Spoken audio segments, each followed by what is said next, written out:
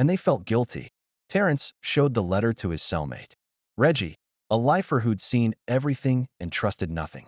Reggie read it twice and said, "Either that's your miracle, or it's a setup." But Terrence couldn't afford to sit still. Not anymore.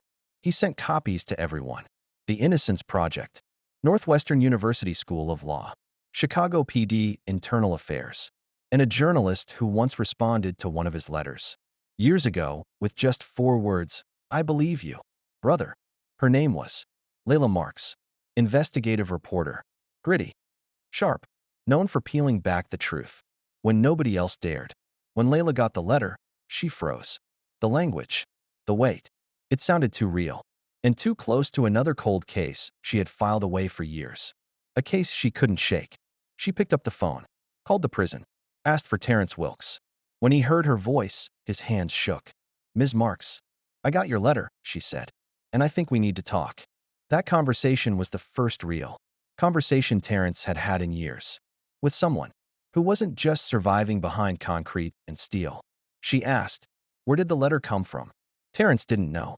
She asked, "Have you made any enemies lately?" He laughed. "Only the state of Illinois."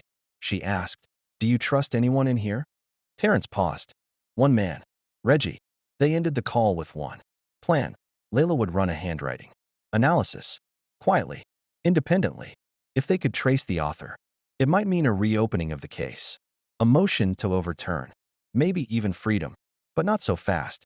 The system doesn't just free black men easily, especially not after nearly 3 decades.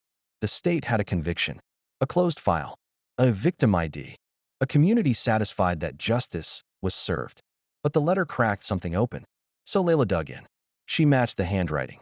It did resemble another case she worked on in the early 2000s. A man named Clarence C.J. Monroe, small-time crook, in and out of juvie, known for holding up stores, known for silence. But CJ had disappeared off the radar. Until, 1 week later, Layla got an anonymous voicemail.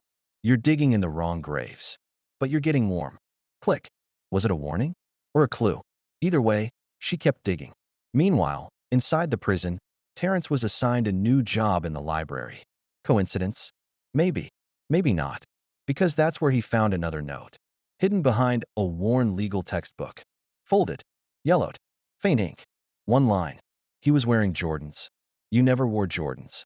Terrence froze. Only someone who was there, only someone who remembered, could have known what the real shooter wore. He read it again. "You never wore Jordans."